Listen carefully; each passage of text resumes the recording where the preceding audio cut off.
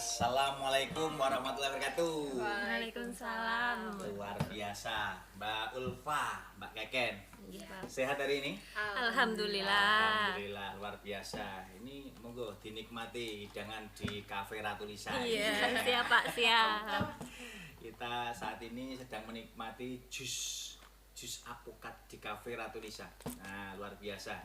Ini ceritanya hari ini kita ngobrol bareng Ratu Lisa. Iya. Keren. Topik kita hari ini teman-temanku komunitas Ratu Lisa di seluruh Indonesia. Hari ini sengaja saya datangkan tamu kehormatan mahasiswa yang baru saja pulang dari KKN era COVID-19. Luar biasa. Mbak Ulfa dan Mbak Keken ini dari Prodi Pendidikan Bahasa dan Sastra Indonesia. Jadi di Cafe Ratu Lisa bersama-sama kita ngobrol bareng Ratu Lisa tentang KKN COVID-19. Nah ini Mbak Ulfa, gimana ini? Ini sekarang semester berapa ini? Sekarang udah selesai semester 6, naik Wih, ke luar semester biasa. 7. Naik ke semester 7. Iya, Keren. naik. Tak terasa ya. Dulu masih imut-imut, sekarang amit-amit ya.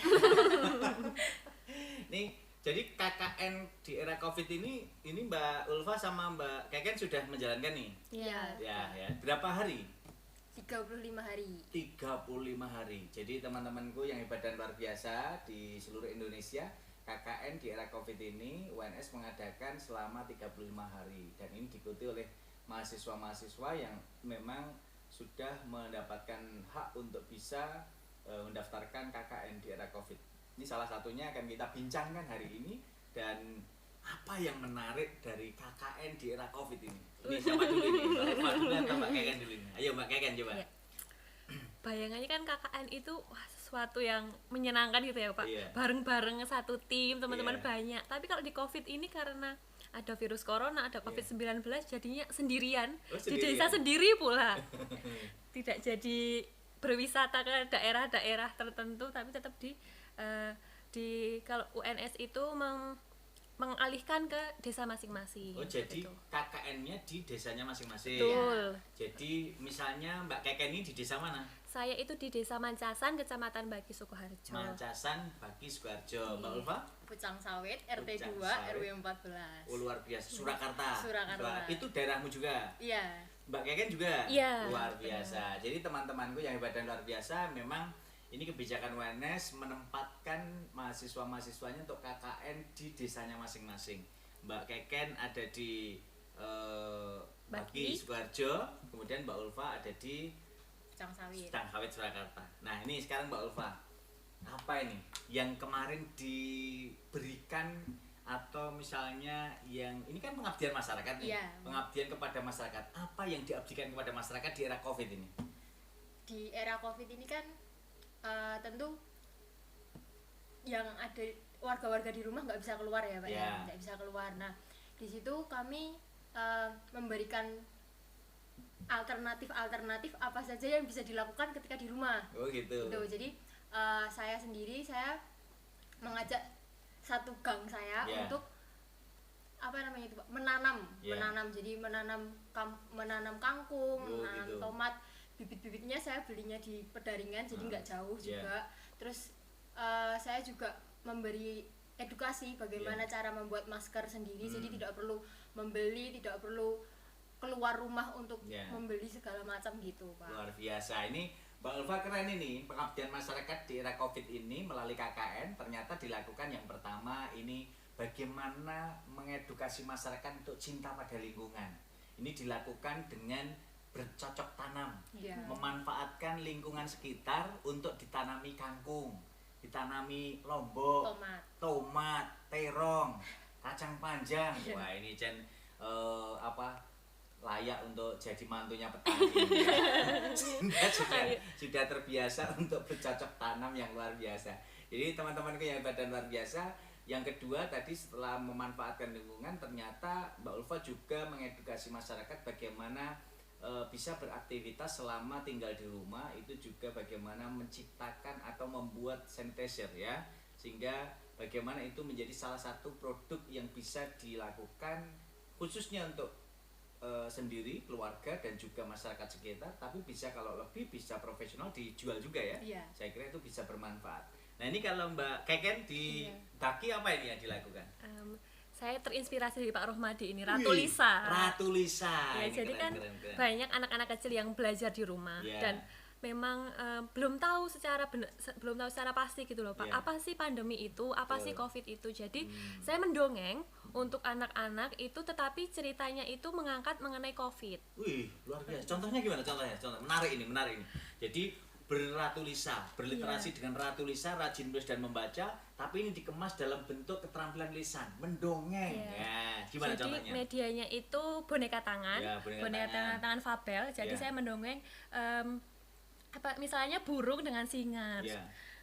Umpamanya burungnya batuk gitu ya, Iya. Pak, kan biasanya burung suaranya bagus, kok kali Betul. ini batuk-batuk, Oh, kenapa? gitu, iya. Kenapa gitu, singanya tanya, terus burungnya batuk, aku nggak tahu nih, tiba-tiba aku batuk, tadi aku habis dari hutan sana Oh, bertemu gitu. dengan buaya, seperti itu. Jadi saya menjelaskan secara ringan biar anak-anak itu paham, oh pandemi itu seperti ini, Covid itu seperti ini, dan di era sekarang itu kita tuh nggak boleh bermain di luar secara berdekatan Iya. gitu, seperti itu, Luar Pak. biasa. Jadi inilah teknik keterampilan berbahasa. Jadi bagaimana menginformasikan informasi kepada lawan tutur tapi dengan berbagai teknik dan strategi. Salah satunya Mbak Keken ini melakukan literasi dengan Ratu Lisa tapi dengan teknik bercerita, teknik mendongeng, dan ini merupakan wujud keterampilan abad 21 juga, bagaimana kita memainkan peran teknik berkomunikasi. Karena apalagi ini teman-teman ini dari Prodi Pendidikan Bahasa dan Sastra Indonesia, kalau sampai tidak bisa bercerita, kalau tidak bisa terampil berbicara, ini kan juga menjadi tanda tanya juga ya. Nah, luar biasa. Nah, sekarang gini, ini menarik juga, kalau pengalaman yang paling unik saat KKN di era pandemik itu apa Mbak Ulfa? Pengalaman paling unik ya, jadi kan Pak, saya Iya. tuh saya tuh waktu kecil tuh diceritain sama orang tua saya Iya. gitu, Dek, dulu itu bapak sama ibu ketemu waktu KKN. Wah, luar biasa. Cinlok. Dari kecil tuh saya bayangin, sepertinya semester 6 akan menyenangkan karena akan KKN gitu. Ketika Sudah terbayang, Iya. jadi imajinasi, Betul. wah, nanti turun naik gunung, Iya.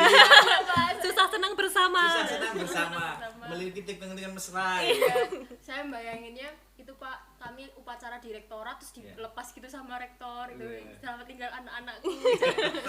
Jangan lupa jaga kesehatan 45 hari di sana. Iya. Tapi ternyata ketika saya menjalani KKN ini kok beda, kok saya udah bisa cinlok ini Pak. Kok ya temen-temen saya waktu kecil ya kan, Oh, gitu nggak ya. nggak enak gitu Pak. Oh. Apalagi Jadi beda ya, Beda. dengan Iya, ceritanya beda. bapak ibumu dulu beda, beda. Pak, saya udah cinlok gitu Pak. Terkejut. Luar biasa. Sama Pak Romadi dulu juga gitu. Pak Romadi mau ikut KKN, sudah membayar KKN, tapi tiba-tiba karena waktu itu 99 itu habis reformasi itu, maka posisinya 97 98 ya waktu itu reformasi, akhirnya nggak jadi KKN. Padahal tinggal berangkat waktu itu, akhirnya nggak jadi. Jadi Pak Romadi nggak merasakan KKN, nggak merasakan naik gunung, Oh, iya. turun gunung. Tapi karena memang Pak Romadi anak gunung, anak desa, Iya. ya, jadi sudah biasa kalau di Oh. desa. Jadi posisinya seperti itu. Tapi menarik ini tadi Mbak Ulfa tadi, cita-citanya itu ingin seperti bapaknya, menemukan cintanya saat KKN gitu ya, Iya. melalui cinlok gitu.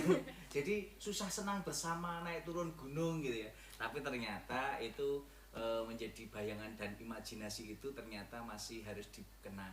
Dan saya kira nanti Mbak Ulfa ini bisa menemukan calon mertuanya karena tadi sudah ditunjukkan toh, pinter masak, pinter nanam kangkung Tapi gitu. sama tetangga sendiri Pak. Oh, sama tangga sendiri. Penggo Berarti nanti. siap-siap penggo ini ya. Siap-siap pek tanggo ini ya. Nah, ini bagian penting. Nah, sekarang kalau keunikan Mbak Keken apa ini? Ya sama sih Pak, kayak KKN itu bayangan saya itu bareng-bareng gitu kan, banyak orang, ternyata itu sendiri. Soalnya kemarin kebetulan saya sudah dapat tim Pak, Ya. sudah sempat survei ke tempat KKN-nya. Oh, gitu. Kebetulan kemarin itu kami dapat tempatnya itu di Magelang, Ya. di Kecamatan Kajoran. Kami udah bareng-bareng ke sana kan, sudah bertemu perangkat desa, sudah membicarakan program-program yang Ya, akan ya, dilaksanakan. Tiba-tiba bulan apa ya, Maret, Februari kan tiba-tiba langsung social distancing, tidak boleh kemana-mana, terus dibukalah KKN COVID ini. Jadi Iya. tetap bersilaturahmi dengan bapak sana, memberikan pengertian gitu lah Pak. Ya. Ya, tidak Jadi bisa. akhirnya tetap jalan ya. Tetap jalan Luar terus. biasa. Jadi teman-temanku yang hebat dan luar biasa, ini memang KKN era Covid ini menjadi keunikan tersendiri bagi para mahasiswa, dan ini menjadi salah satu pengalaman yang tidak akan terlupakan. KKN tapi di daerahnya sendiri, KKN tapi sendirian gitu ya. Jadi memang KKN Mandiri namanya, KKN Mandiri era COVID-19, dan ini menjadi salah satu bagian penting dan proses pembelajaran buat kita semua agar kita memang tetap pola hidup bersih, pola hidup sehat, tetap di era new normal pun kita menghadapi masuk tatanan baru, dan situ harus kita sesuaikan. Nah, jadi era COVID-19 ini memang bagi anak-anak tetap berkarya, harus bersinergis, dan ini saya kira kan persiapan setelah KKN nanti PPL ya. Magang pendidikan 3 ini memang dilakukan, nanti terjun ke sekolah lagi. Cuma kan kita akan menunggu situasinya new normal nanti, apakah anak-anak masuk kelas atau tetap di rumah daring, dan itu saya kira disesuaikan. Nah sekarang era COVID ini, saya jadi ingat di era COVID ini Pak Romadi kemarin kan membuat coret-coretan untuk mewujudkan Ratu Lisa, rajin menulis dan membaca, membuat sebuah puisi. Nah, ayo kita coba baca puisi bersama-sama. Puisi yang Pak Romadi buat kemarin kan, ini menjadi salah satu bagian bagaimana kita mengabadikan era corona ini. Kalau tidak salah Pak Romadi membuat puisi tentang tanda-tanda zaman. Nah, coba sekarang kita akan nikmati bersama-sama duo yang sudah melaksanakan KKN COVID ini akan membacakan puisi Pak Romadi tentang tanda-tanda zaman. Oke, kita dengarkan puisi yang dibacakan oleh Mbak Ulfa dan Mbak Keken ini. Silakan. Tanda-tanda zaman, karya Muhammad Rohmadi. Apa yang terjadi memang menjadi teka-teki. Rahasia ilahi ditunjukkan dalam bingkai semesta.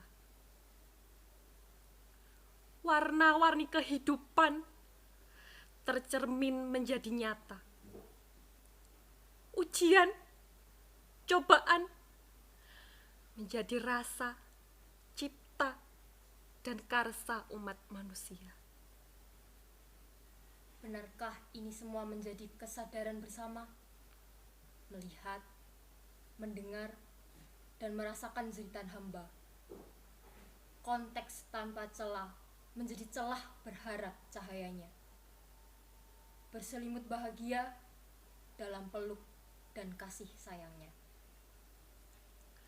Terpantik dalam kebersamaan, membangun kepedulian dan kesalehan individu, mewujudkan asa dalam kegembiraan yang terajut perlahan, mengharap ceria datang dengan membaca tanda-tanda zaman.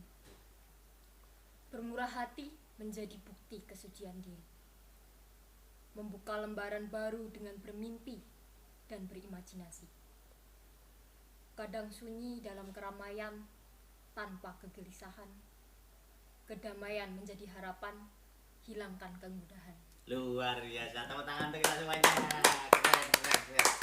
Ini merupakan bagian upaya untuk kita tetap berliterasi dengan Ratu Lisa, rajin menulis dan membaca. Jadi kayak tadi saya sampaikan bahwa ini karya-karya yang memang menjadi salah satu bagian. Ini tadi karya kolaborasi era COVID bersama teman-teman dosen dari berbagai kampus yang diterbitkan oleh Gugus Kerjasama FBS UNES oleh UNES Press. Ini jadi salah satu bagian penting, dan ini juga diberi hadiah dari mahasiswa S3 yang memang menjadi salah satu bagian contoh untuk teman-teman adik kelas juga, yang menjadi salah satu bagian penting untuk tetap berkarya di era COVID. Nah, teman-temanku yang hebat dan luar biasa, ini Mbak Ulfa dan Mbak Keken ini menjadi salah satu pionir untuk KKN era COVID-19 yang sudah menyelesaikan tugasnya. Ini saya kira akan sangat penting dan menarik. Kira-kira Mbak Ulfa sama Mbak Keken, ini pesan apa yang bisa disampaikan kepada teman-teman yang belum menjalankan KKN ini? Oh iya. Silakan. Mbak Keken dulu atau Mbak Ulfa dulu, silakan. Enggak. Ya, Mbak Ulfa dulu, ayo. Pesan ya. buat teman-teman yang belum ikut KKN mau nanti KKN di rumah atau KKN di tempat yang kalian pengen, itu sebenarnya sama saja. Bahkan KKN di rumah itu juga ada positifnya, karena orang tua nggak usah ngeluarin uang untuk sangu. Oh gitu ya? Iya. Terus nanti kita nggak perlu jauh-jauh hidup di perantauan gitu. Walaupun pengalamannya mungkin berbeda sama yang KKN di desa orang lain gitu. Tapi setidaknya kita sudah berusaha untuk mengabdikan diri sesuai dengan KKN, kata KKN, kuliah kerja nyata. Luar biasa. Jadi tidak hanya KKS, kuliah kerja semu. Jadi sudah terbukti Mbak Ulfa melaksanakan KKN, kuliah kerja nyata. Jadi teman-temanku yang badan luar biasa, ada nilai plus, ada nilai kurang. Tetapi kurang dan plus ketika disambungkan maka akan bersinar, menyinari dunia. Dan itu menjadi komitmen kita bahwa kita harus selalu menjadi manusia hebat yang bermanfaat. Oke Mbak Keken, gimana ini?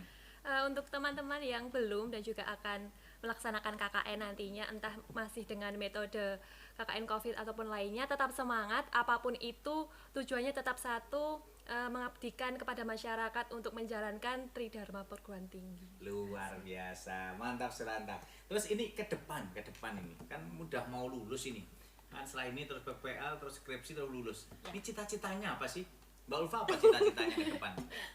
Hari ini saya sudah memutuskan cita-cita saya. Wih, luar biasa. Saya ingin bekerja di BIPA. Wih, mantap. Jadi menjadi pengajar BIPA ya? Jadi selain mengajarkan tentang bahasa, saya juga bisa pergi ke negara lain. Luar biasa. Hidup di negara lain. Karena ini pembalas dendaman karena tidak bisa KKN di luar. Luar biasa. Jadi kalau Benin belum bisa KKN di luar daerah, maka selanjutnya cita-citanya diterbangkan ke langit agar kita bisa terbang ke seluruh negeri gitu ya. Luar biasa. Kalau Mbak Keken? Hari ini juga bertemu dengan sosok yang luar biasa, Pak Romadi dan juga tadi Bu Wati.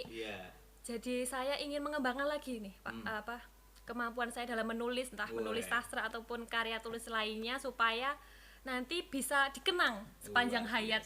Mantap. Jadi kita harus selalu berliterasi dengan Ratu Lisa ya, rajin menulis dan membaca. Karena saya selalu katakan, membacalah untuk menulis dan menulislah untuk dibaca umat sepanjang hayat. Karena apa? Dengan menulis itu akan membangun keabadian kita, dan dengan membaca itu akan menjadi salah satu terapi kita untuk tidak pikun. Sehingga ini menjadi penting buat kita bersama-sama generasi muda di abad 21 untuk terus berkarya, untuk berkinerja, dan juga membangun sistem yang senantiasa bisa memberikan kontribusi kepada negeri.